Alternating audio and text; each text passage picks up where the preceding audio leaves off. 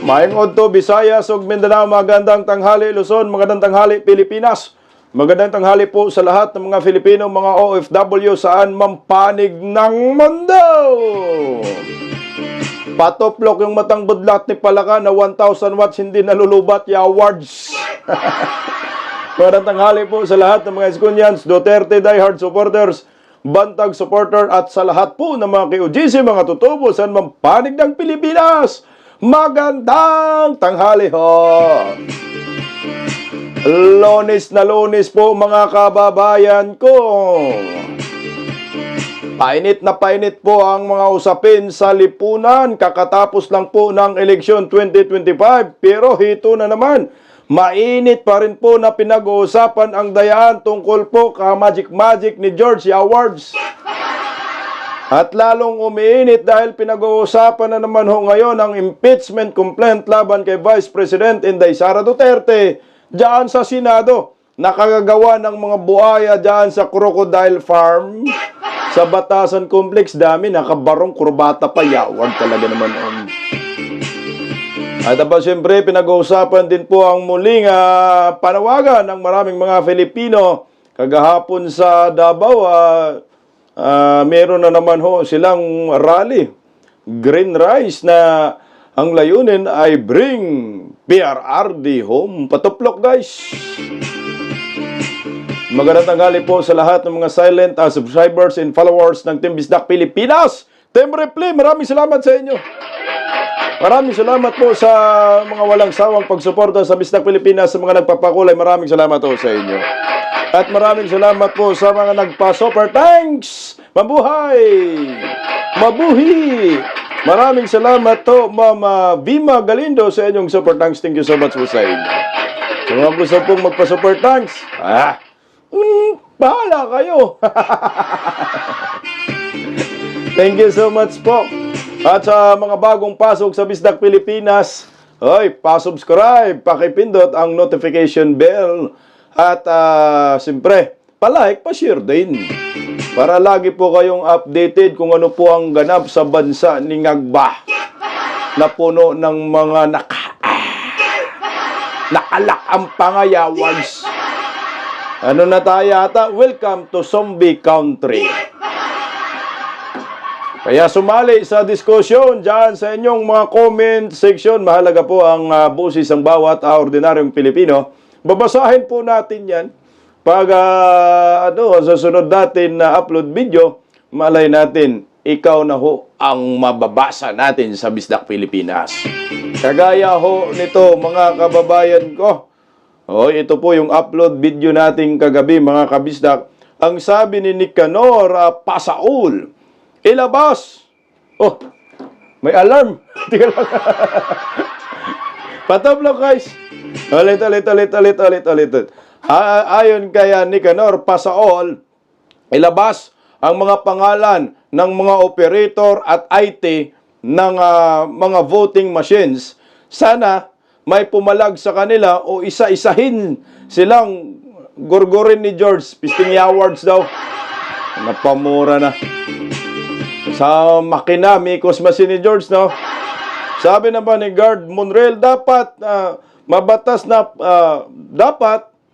batas na pag ang kumilik, dapat daw may batas na pag ang kumilik ay may ganun ugali. Bitayin daw sa Silya Electrica sa harap ng taong bayan dahil taong bayan ang niluloko. Ayusin yung pag-comment, huwag niyong gamit ninyo 3310. Para mabasa. Sabi naman ho ni 08 OSG, ayan, Office of the Solicitor General ba to? Panalo lahat ng Duterte. Kaya ayaw talaga pumayag ni Majikirong Garcia. Si Bangag, Lisa at ang Baloslos takot makulong pag na-impeach si Ngagba. Ayon po yan kay 08 OSG. Ako, yari may posibilidad mabaliktad si Bangag ang ma-impeach. Sabi naman ni Rolando de Vera, ako binoto ko pinipilaban, ganun din mga anak ko, kaibigan. Yun na nga, talo tayo kasi ang bumoto sa PDP Laban, tao. Pero ang bumoto sa Alcancia, makina ni George. Ayan, oh. Sabi, senior pala to, sabi ni Sir Rolando, ako isang senior citizen, napamura ako talaga. Ng daya, bakit 3 lang ang lumabas sa PDP Laban? O kaya sabi ni Cyril, manual counting na. No matter sinong manalo, basta manual counting. Actually, yun nga ho yung isa sa mga panawagan ni Pastor Apollo Siquibulay, tsaka yung Duterte. Kahit anong mangyari, mag-manual counting. Manalo, matalo, basta malaman lang natin kung gaano ka-credible ang election 2025. Daming aberya ho Ito ay para rin naman po sa mga Pilipino. At siyempre, 2028 presidential election yun ang nakasalalay ho dito. Kasi kung hindi po to sitahin natin, gagawin muli nila sa 2028. Kaya, sumali sa diskusyon, magkomento sa inyong comment section. Malay natin, ikaw na ang susunod na babasahin natin dito sa Bisdak Pilipinas. Napag-usapan po natin ang eleksyon. Ano ba ang ating hinihintay, mga kababayan ko? Mukhang wala nang kakampi si Bangag Awards. Tara na! Patuplok! Bisdak na! Ito po ang ating pag-uusapan sa Bisdak Pilipinas ni Mal. Wala na yatang kakampi si Ngagba. Iniwan na po siya ng Team Alcancia. Nag-solo flight po siya sa victory party nila. Hello, di ba victory party, no? Dapat, victory ka, panalo ka, di ba? Dapat nandun Kaso nga lang hindi man victory mga talo yung mga kasama niya, mga talonan Na-Indian ba ito o talagang iniwan na ho ng tuluyan or iiwanan na ng tuluyan itong si Ngagba ng kanyang mga kakampwit? At papalit ang kakamping. Naku, Awards. Ito pa, Vice President Inday Sara Duterte, kinausap umano ng 2 Alcancia na nanalo sa nakaraang eleksyon. Sino kaya ang mga ito? Di lalong tunaw si UM. Wala na, ubos. Panahon na ho talaga ito ng lipatan. Panahon na po talaga ito ng balimbingan. Pagkatapos ng eleksyon, kita mo yung puwersa ng mga Duterte at pati si Panfilo Lacson umamin na talagang nilampaso ang Team Alcancia diyan sa Mindanao, Sub-Saharan Mindanao. Ito, pinag-usapan po natin yung Alcancia. Nung una, parang hindi makapaniwala ang maraming Pilipino, lalo na mga bubonistang, tanganistang, loyalista ni Ngagba, na nagpalabas po ng statement itong si Toby Tiangco, na campaign manager ng alyansa, na tinamaan talaga si Tambaloslos. Pero ito, binao na ho ng tuluyan ni Tiangco. Itong si Tambaloslos, patay ka rin. Pero meron pa akong naamoy dito guys Mukha nga, laglagan to the max na ito. 10 billion ng Alcancia na sayang na parang bula. Iyak ang magpinsang,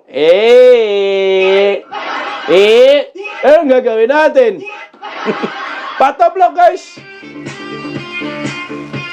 Lunes na Lunes, no? Painit ng painit po ang usapin natin dito sa Bisdak Pilipinas. Ito. Bago po natin pag-usapan itong si Ngagba na nagsusulo flight na lang ito. Hindi talaga nagustuhan. Hindi magandang endorser si NGWM. Sinabi ko na nga sa inyo na yung endorser ng Team Alcancia magpapatalo sa kanilang lahat. Kung walang magic makina si George, talo ang mga animal Kaya ito, pakinggan po natin ang balita tungkol sa mga painit na may statement ni Toby Tiangco, campaign manager po ng alyansa. Ang dami po niyang pasabog. Pakinggan po muna natin itong balitang ito, mga kabisdak. Ito. Dahil daw sa budget para sa kanilang proyekto, kaya napapirma ang mga kongresista sa impeachment complaint laban kay VP Sara Duterte. Yan po binunyag ni Alyansa Campaign Manager at incoming na Botas Congressman Toby Tiangco. Sa programang Storiko ng One News, sinabi ni Tiangco na napapirma umano ang mga kongresista sa impeachment complaint dahil sa anyay conditional release ng mga proyekto sa pinasa nilang budget kay Pangulong Marcos. Ito raw ang dahilan kaya hindi pa rin kumbinsido hanggang ngayon si PBBM sa pag-impeach kay VP Sara. Sinusubukan pa ng News 5 na kunin ang panig ng Kamara at ng Palasyo. Saan ba nagsimula yung problema ng administrasyon? Nagsimula yung problema ng administrasyon nung hindi nila sinunod yung budget ng Pangulo. So, pinipilit nila ilabas yung mga projects na for conditional release. Iniisip-isip ko na noon na ito yung reason para doon sa impeachment, para mapilitan yung executive branch na ilabas yung budget. Tingnan mo ha, conditional release na pondo. Magkano kaya itong conditional release na tinutukoy ni Tiangco? Kaya ito daw ang anong dahilan kaya pumirma ang mga buhaya dyan sa Batasan Complex na ma-impeach si Vice President Inday Sara Duterte. Pero bago po natin pag-usapan yan mga kababayan ko, ito yung medyo mahaba-haba ho, yung statement ni Toby Tiangco. Kailangan po malaman natin ho, ano ba talaga ang hinanaing ni Tiangco dito? Kasi nga ho ako, pag tinignan ko po, meron akong naamoy na balak. Hindi ko kinukonsidera na parang pumapabor si Tiangco kay Vice President Inday Sara. Meron akong isa sa mga nakita kung bakit talagang tinuluyan niyang binaon dito si Tambaloslos. Labo-labo na sila, sisihan to the max ito, laglagan to the max eh. Pakinggan natin itong mga mahaba-haba niyang sa Bisaya ba sugilanon. Kini ang akong suliran. Patablog guys. sa Bisaya yun, no? Pero sa Tagalog, ito ang aking problema. Derbisdak. May maitutulong ba ako? May maitutulong ba ako? May maitutulong ka ba sa akin? Ang nagsusulat, Tiangco. Mir Tiangco pala ito. Kamag-anak pala. Magpakalan man niya words. Oh, ito. Patoplog guys, pakinggan po natin guys itong interview kay Tiangco sa ENC po. Medyo binago ko lang po ang video kasi nga makapiright tayo ng ABS-CBN. O tingnan nyo, pakinggan natin. Oh. Yes, after the Hague, talagang na problema na tayo, no? Talagang naubos na yon. But what I'm saying is, yung impeachment kasi was beyond our control. No? Pwede namang hindi impeach noon eh. Tsaka it was a useless exercise kasi yun naman yung sinabi ko sa kanila kahit pirmahan nyo ngayon, Feb 5, ganun din, June 2 pa rin yan itatakal ng Senate, no? So, ano nangyari doon? Di ba? Nagkaroon ng backlash naman talaga.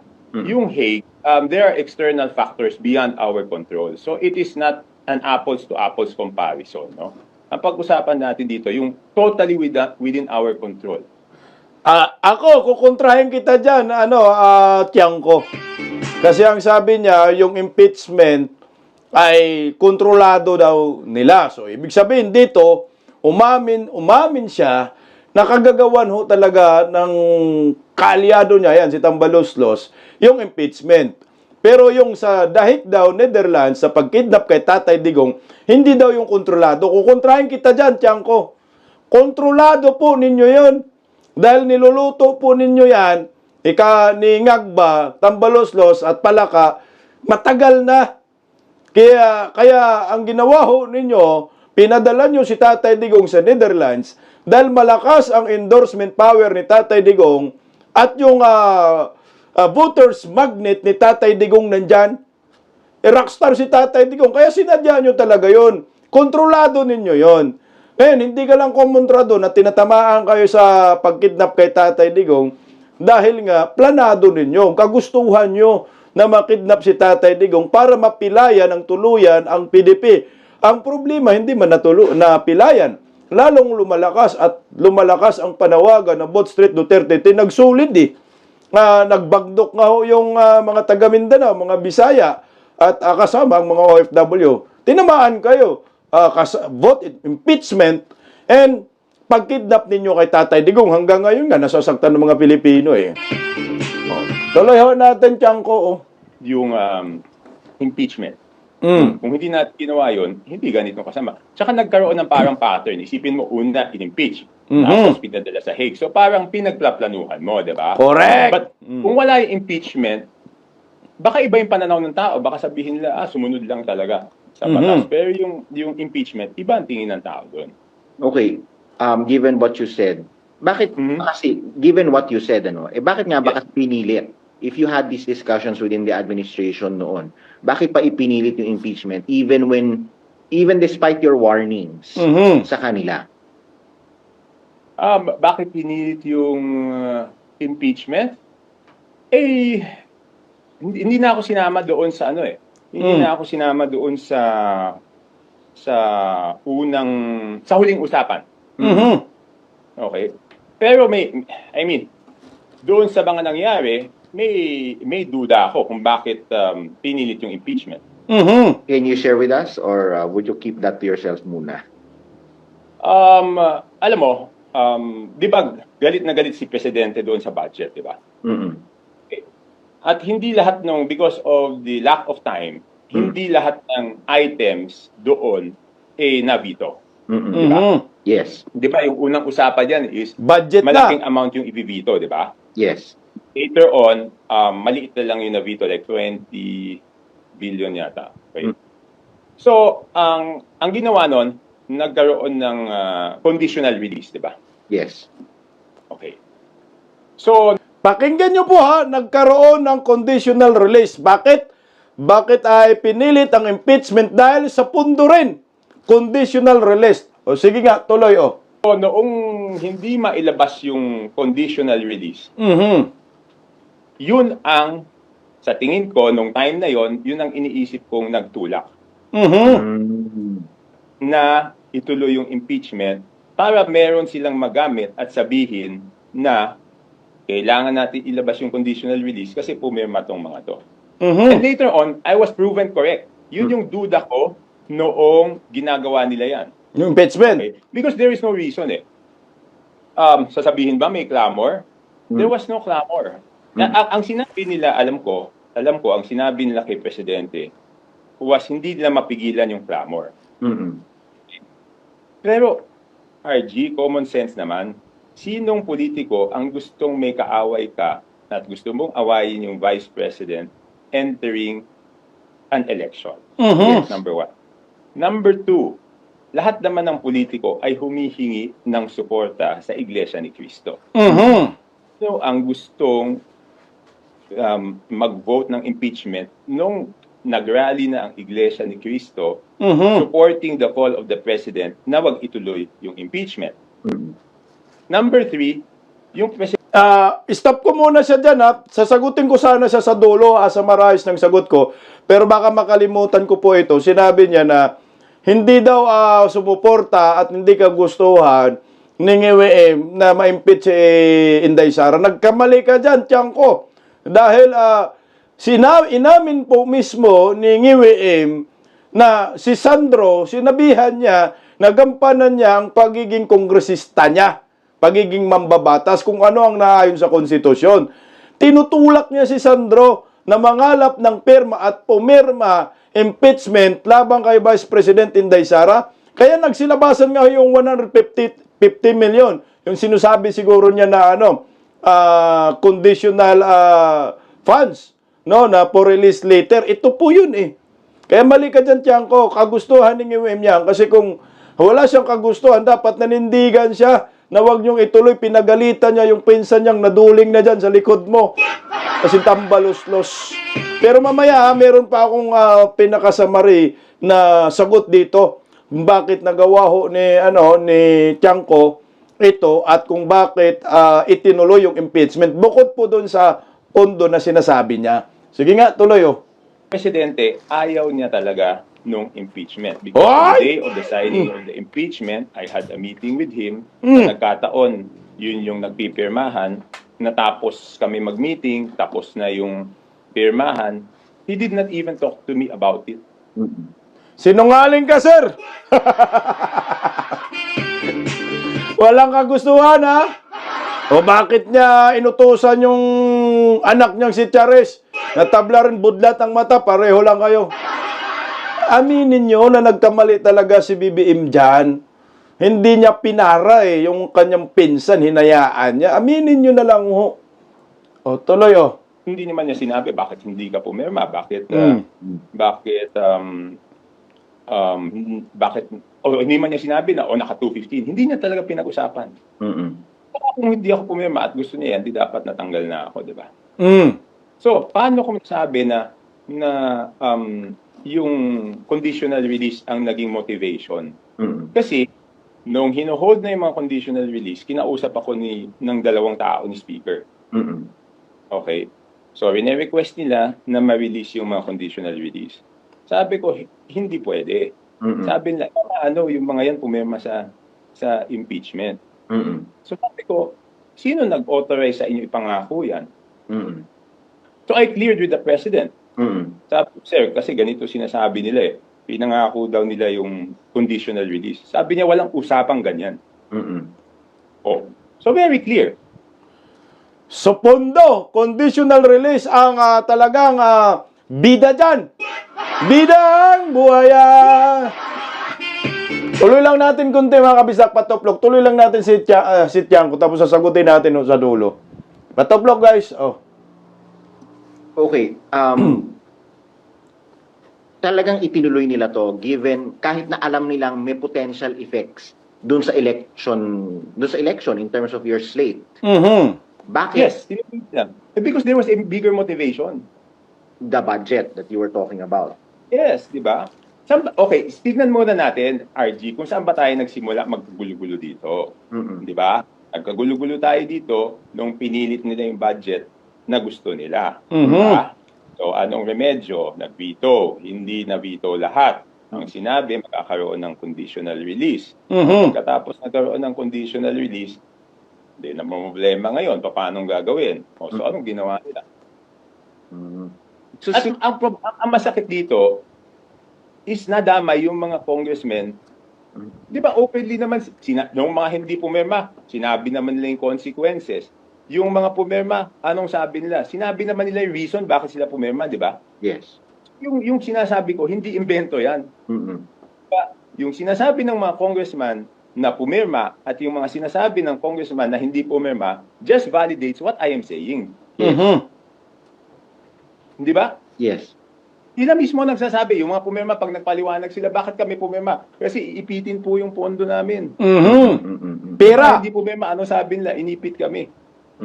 So how can there be a clamor when there was pressure? Okay. Sorry. So, sino ang nagpilit nitong impeachment at the expense of your election slate? Sino ba pwede magpilit? Alam ka pwede ba itong mangyari nang hindi alam ng leadership ng House? You're talking about the speaker. Yung leadership, sila nanahan dyan. Wala nga kasi ako doon nung pinag-usapan, di ba? Hindi na nila ako sinama. Because they know from the very start, hindi talaga pabor sa impeachment, no? When you brought this up with the press, Patay ka, tambalos-los ka. O ayan malinaw na po. Itinuro na po ni Tiangco si tambalos-los dyan, yung may kagustuhan ng impeachment. Sino bang leader ng Kamara? Si Tambaloslos. Si Tambaloslos naman talaga, alam naman natin na si Tambaloslos ang nagpo-post talaga ng impeachment laban kay Vice President Inday Sara Duterte. Mula noon hanggang ngayon, buhaya pa rin.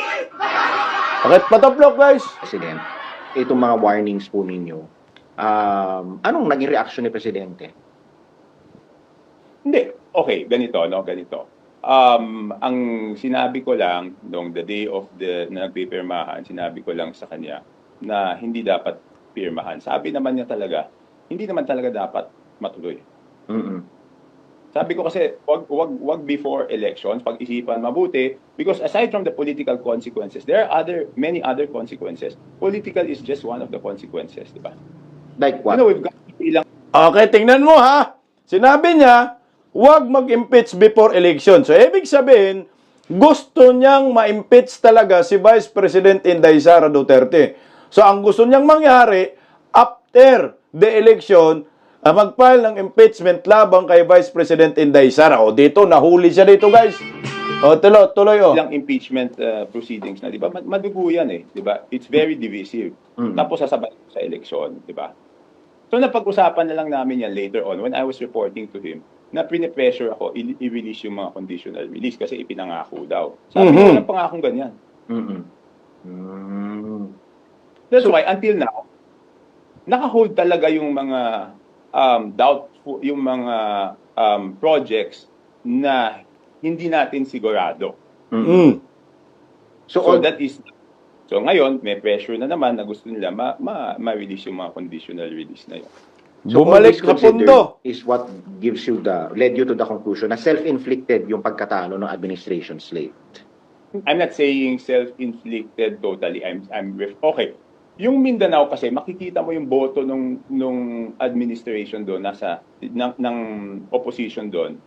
Mga 90+%, di ba? Yung kunyari sina Bongo, sina Bato, ang tataas ng ano nila sa survey doon, di ba? At hindi na namin Napigilan. So, tatanong, what was the adjustment I made? The adjustment I made was not to go to Mindanao. Yeah.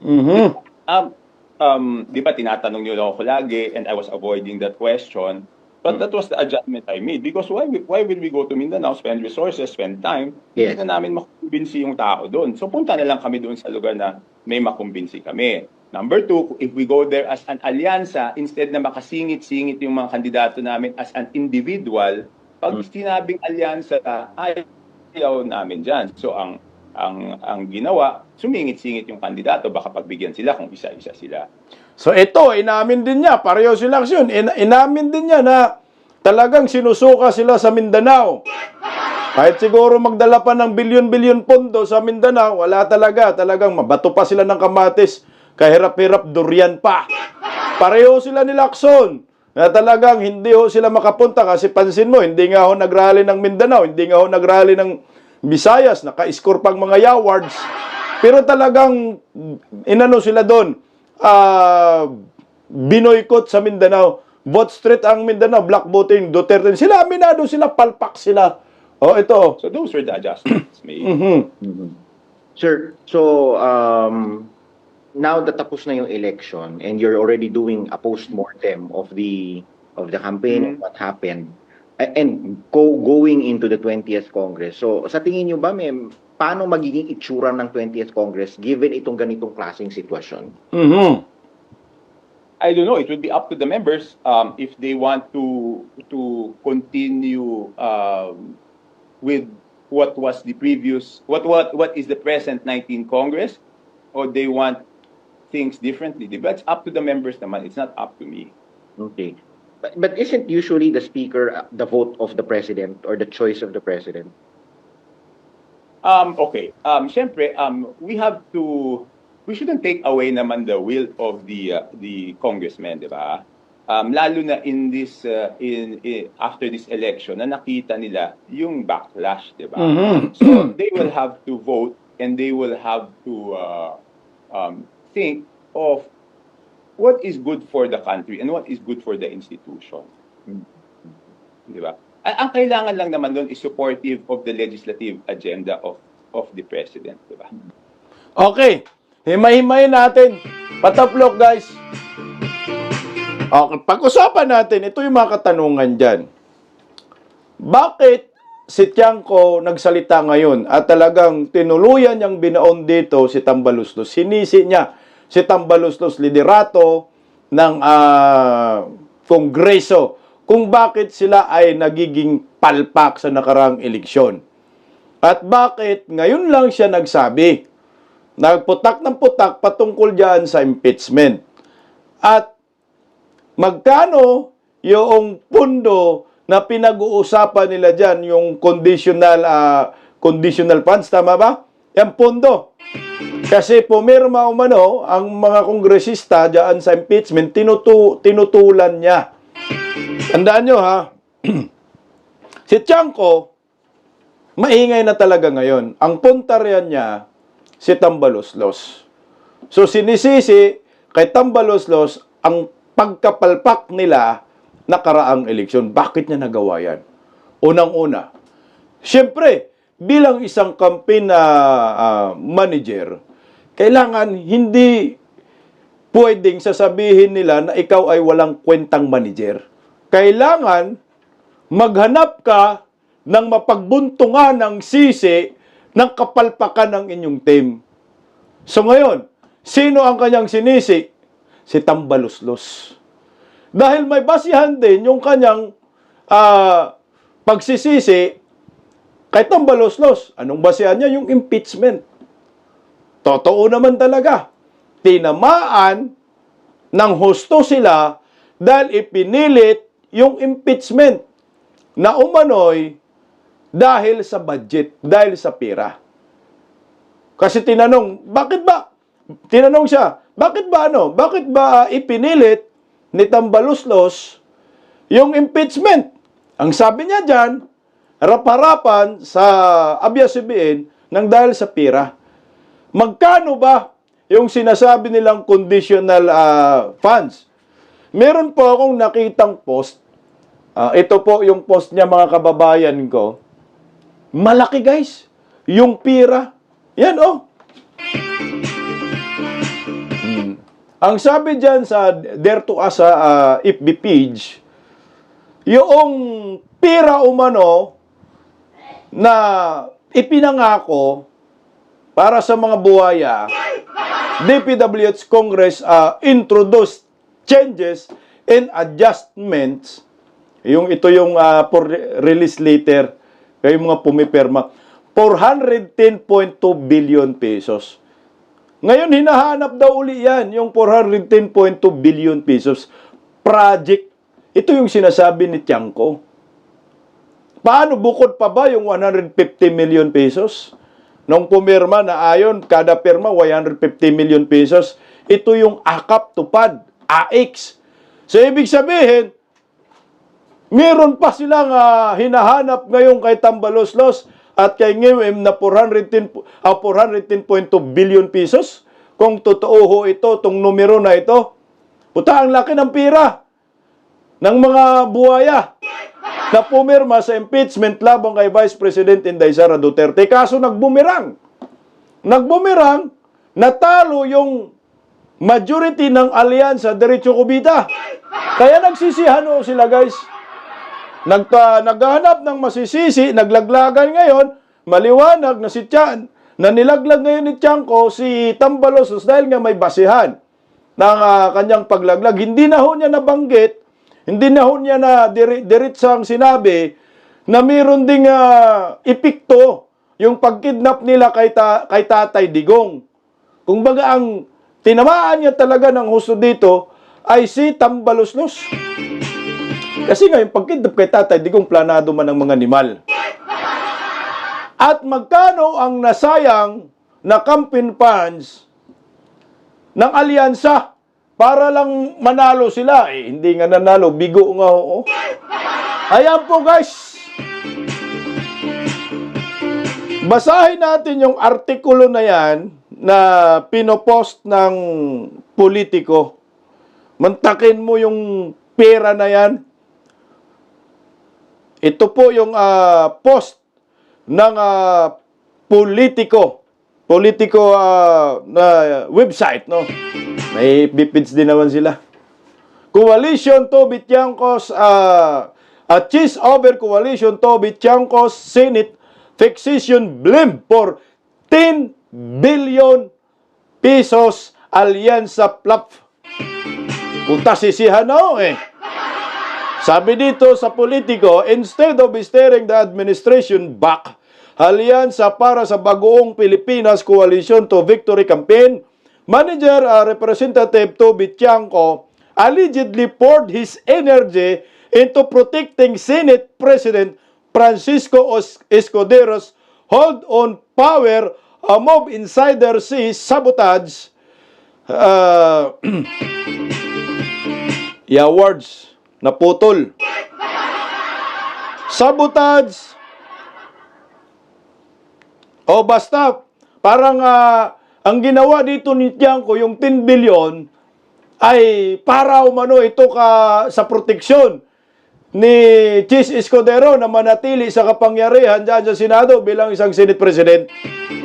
Sabi dito, Tiangco Tiangco was more concerned with keeping cheese in the Senate presidency than delivering a win for Alianza, and is Cooper familiar with the campaign. So, ibig sabihin, mas concerned pa daw itong sa Tiangco kay Boy Baso. So, laban-laban na ba sila? Kasi si Boy Baso, bata man to ni bata man to ni Lisa, di ba? Instead of aggressively mobilizing local leaders and political operators, Tiangco reportedly offered just 1 million per candidate to local politicos, a token sum that barely moved the needle in critical areas. The result, a ground game too weak to convert campaign ads into actual votes. Huwag na natin basahin ng lahat mga kabisnak. So, ibig sabihin, nagsisihan na ang mga animal. Kaya ngayon, si Tiangco din, sinisisi rin niya itong si Tambaloslos. Ito, tinira man siya dito ng 10 billion na nagsayang ng 10 billion na sa nakaraang pangangampanya. Tangina, saan ba galing itong 10 billion pesos? Ba't ang dami nilang pera, Alyansa? Pero, sayang pa rin yan. Para kayo nagtapo ng 10 billion pesos dahil hindi nangyari ang inyong kagustuhan na manalo ang Alyansa Diretso Cubita. Ang tanong riyan mga kabisdak, saan galing yung pera, awards? Ang dami naman yan. Ang sagot, pera din natin yan. Hindi naman pera nila yan. Pera ng taong bayan yung 10 bilyon. Tinarantado talaga yung mga taxpayer ng mga kumag na ito. Oh, ito pa, isa pa sa mga nakikita ko dito. Bakit si Tiangco putak ng putak kahit talo na sila? O ito, mga kababayan ko. Ang naisip ko dito, guys, kaya tinitira niya si Tambaloslos. Ito, tsorya ko. At binaon niya ng todo dahil gusto niya magiging Speaker of the House. Yun ang mga nakikita ko. Kaya ito yung statement ni Vice President Inday Sara Duterte tungkol sa mga sinasabi ni Tiangco. Pakinggan natin si Inday. VP, sinabi din ni Toby Tiangco na nabawasan daw yung boto ng kandidato ng mga alyansa dahil nga ito nga sa impeachment complaint na inilabas ng Congress. Yan ang hindi ko masasabi without a study. Baka merong access sa study si Congressman Toby Tiangco kaya niya nasabi ng ganyan. But hindi ko masabi yan kung yan ba ang rason kung bakit pangit ang resulta ng mga senators doon sa alyansa. Pangit yung resulta dahil kasi nga si Tatay Digong kinidnap tapos yung impeachment ipinilit. No? Sabi ni Tiangco. So ngayon, ito rin yung hindi nasagot ng diretso ni Tiangco kung bakit ipinilit yung impeachment. Nakatutok siya dun sa budget, sa pondo na bilyones. Isinisi kay Tambaloslos na hanggang ang tel na daw, hinahanap. Isa rin sa mga nakita ko ho, bakit ipinilit yung impeachment labang kay Vice President Inday Sara? Ipinilit ni Tambaloslos kasama si Charis Diaan. At ang gusto ni Tiangco nga, after na lang ng eleksyon, ito yung dahilan. Dahil gusto ni Martin Romualdez maging Vice President bago ang halalan, bago ang eleksyon. Kaso nga lang, hindi man tinakil ng Senado ang impeachment ni Vice President Inday Sara. At sabi, junto na kasi wala nang sesyon At ipinilit pa nga ho ng mga kongresista na kailangan makumbina natin tong impeachment, mapag-usapan na. Sabi ng mga kongresista, na ituloy na natin ito. Mapag-usapan na natin itong impeachment labang kay Inday Sara. Pati si Pimentel. Sabi na, sige, ano na natin to, may panahon naman. Kasi nga, ang purpose nila doon, ma-impeach si Inday para bago mag-eleksyon, Vice President na si Tambaloslos. Hindi man nangyari yon. Pag-aakala nila yon. Pero ito ngayon, wala na talagang impeachment. Patay na yung impeachment tol. bago tayo mapupunta na nagsusulo na to si Tambaluslos at si Tambaluslos, nagsusulo na ito si Ngagba. Pakinggan nyo po itong sinasabi ng Pinklawan na abogado. Kung may mangyayari pa bang impeachment, wala nang mangyayaring impeachment. Narito ho, pakinggan natin mga kabisdak.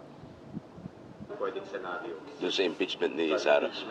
Well, kapag ang impeachment case ni Sara Duterte ay sinimulang dinggin sa June 2, katulad na sinasabi ni Senator Chis Escudero, ay patay na ang nasabing impeachment case na yan. Correct! Kasi wala ng panahon ang present Senate na ito ay matapos hanggang June 30. Kasi maliwanag sa Rule 44 ng Senate Rules mismo na kapag ang Kongreso ay nag-terminate o natapos ang kanilang Congress sa panahong ito, hindi na po pwedeng i-take up pa yung previous matters and proceedings.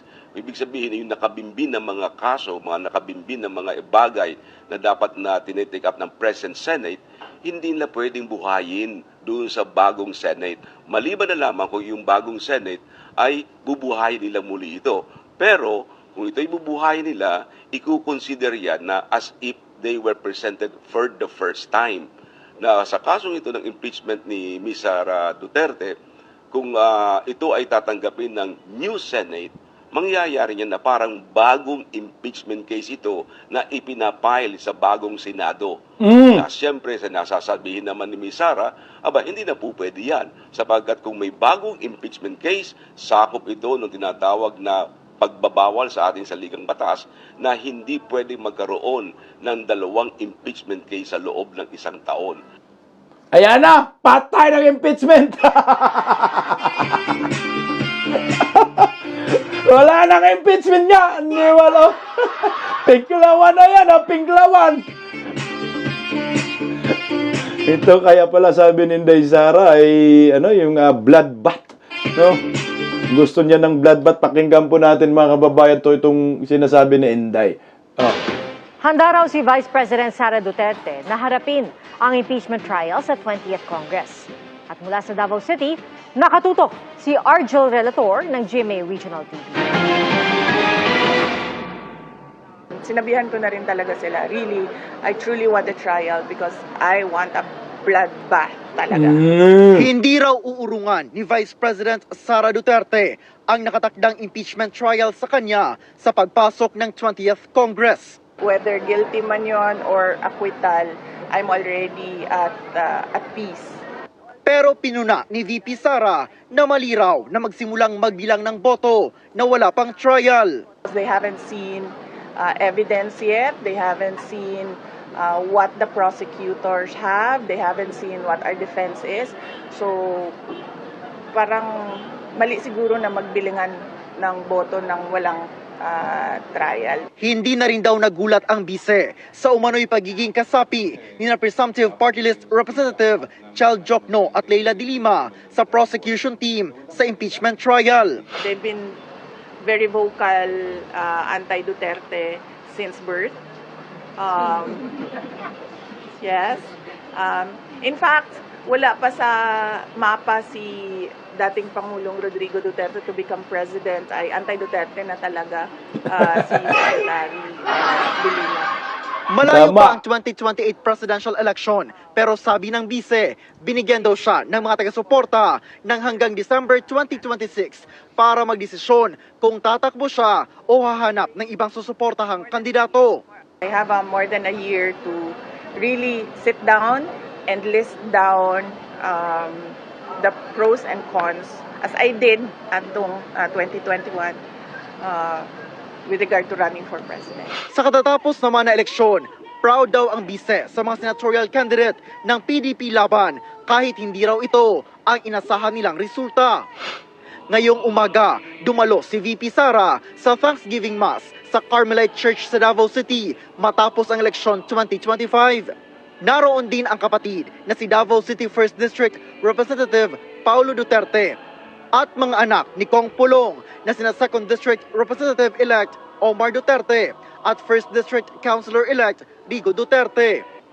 Sabi ni VP Sara, nagkausap na umano sila ng amang si dating Pangulong Rodrigo Duterte hinggil sa resulta ng eleksyon, mga ginagawa sa impeachment at ukol sa ICC case ng ama. Ayon sa bise, tinatrabaho na umano ng mga abogado kung paano manunumpa ang dating Pangulo na nahalal na mayor ng Davao City. Bloodbath.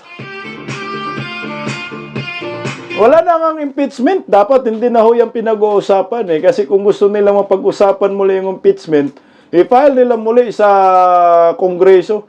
Tapos naman na. Wala nang session. June 2, ano pang oras nun? Di, wala na. Iyak na dito si Palaka. Si Tambalos, tas lalong iiyak. At lalong iiyak sila dahil wala na hong kakampi itong Singiwim. Mantakin nyo po guys, oh. Tingnan nyo. Yung victory party nila, low budget na. Kamot Singiwim dyan. Victory party, low budget. Kasama yung mga bubunisang, tanganisang, loyalista ni Ngagba.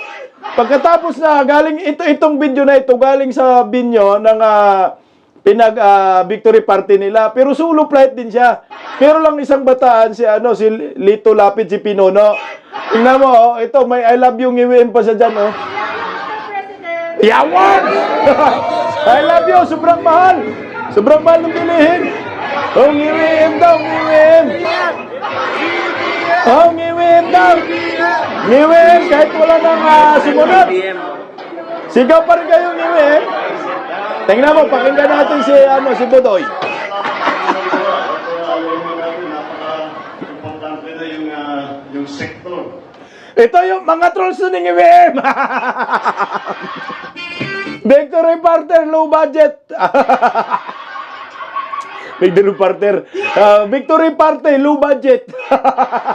Mga fans ni ngiwiin mo, mga trolls. Ng social media, nabasig na sa internet, yung lumalabas sa internet, kayo yung humaharap natin dyan para sa amin.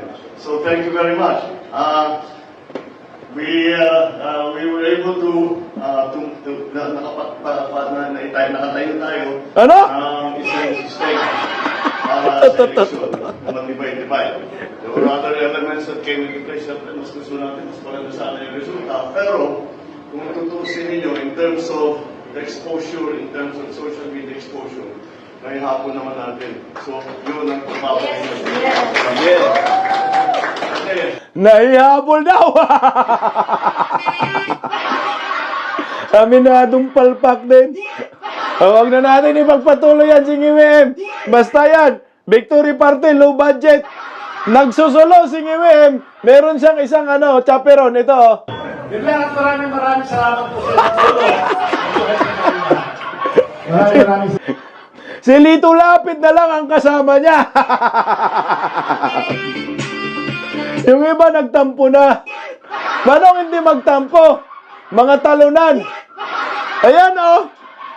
Nakakahiya to, animal. Mantakin mo, yung ipinagmamalaki niyang kandidato, wala na, hindi na sumama sa victory party. Ang sumama na lang si Pinono. Uto talaga to si Pinono. So wala na silang numero. So ano pang impeachment pinag-uusapan? At lalo na, balitang-balita na si Vice President Inday Sara may kausap na dalawang alyansa na kandidato na panalo. So hindi to si Camel at saka hindi rin si Mangga. Ibig sabihin, iba. So yung 5 ng alyansa, magiging 3 na lang matira. Sino kaya ang dalawa? No? So sa 5, sino yung dalawa? So mukhang si Pinono kasama pa doon sa 3, Pinono, si Soto, mukhang kasama si Soto, Erwin Tolpo. So sino yung dalawa? Baka si Lacson at sa Pia Cayetano. Putang. So kahirap-hirap, sinong ma-impeach? Singiwim. Ayon po yan Ma'am Maria Fima Duterte. Anyway, mga kababayan ko, ano kaya ang kapalaran ni Ngiwim na ngayon? Wala nang kakampi, iniwan na po sa ere. Sa mga gusto pong makipagdiskusyon sa Bisdak Pilipinas, magkomento po kayo dyan sa comment section.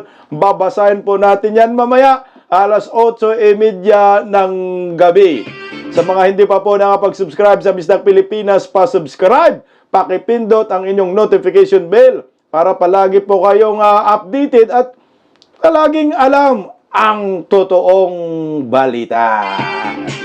Mabuhay po tayo mga Pilipino. Good luck, Vice President Inday Sara Duterte. Iyak magpinsang ako, Budoy. Magandang hapon. Bisdak Pilipinas. Hanggang sa muli. God first. Maraming salamat. Mabuhay po tayo mga Pilipino.